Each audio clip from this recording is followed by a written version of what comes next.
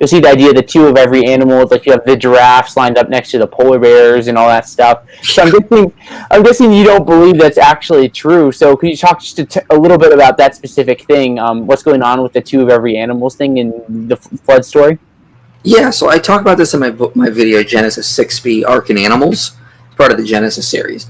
And this was a difficult thing for me for a while, because it's like, well, I mean, if there's a local flood, why are you bringing animals onto the ark? They could just, flee the surrounding area.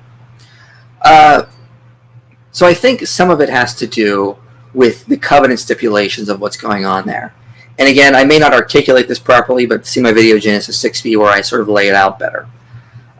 God indicates to Noah that he's making a new covenant, not with just humanity, but with creation in general. It's going to be very similar to what happened in the garden with Genesis 2, where there were animals there. It's part of the covenantal stipulations. So if God is sort of making a new covenant with all of creation, animals will need to be part of the stipulations as well. I also think it's sort of a way to sort of warn the people that there's a coming flood, coming judgment. God is essentially saying, I'd rather save the chaotic, creative wilderness over you, because you are more detestable than them now. So God sort of goes, uses Noah to sort of, the building of the ark, bringing the animals on the ark, as sort of like a way to preach judgment upon and condemnation upon the corrupt generation. And this is essentially what the book of Hebrews says, is that, Noah was a herald of righteousness. He was, I think it's 1 Peter, or maybe it's 2 Peter, it says Noah was preaching condemnation on the corrupt generation or whatnot. So God is sort of using the animals to sort of enact out the new covenantal stipulations, and sort of as like a polemic to sort of preach condemnation upon that corrupt generation.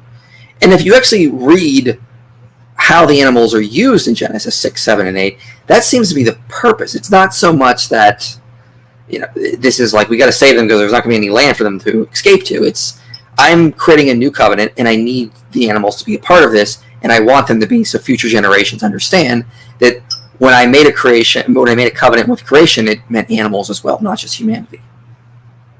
So would you say there were literally like two of every animals on the ark? No, there weren't kangaroos. It would just be the local wild animals, the wolves, the mountain goats, the deer, perhaps. Noah is just getting what he has available to sort of bring on the ark kind of thing. And so, I mean, you could also make the argument that if the land was so corrupt as it was, there may not have been a lot of life left at that point. And so the safer response might actually be to just get on the ark, wait out the storm, instead of trying to flee into the area. I mean, imagine trying to cross Yemen right now with a caravan of animals. It may not be the safest thing to do, considering how the constant war and the starvation. People may just be like, well, there's a pretty easy meal, let's just go get it.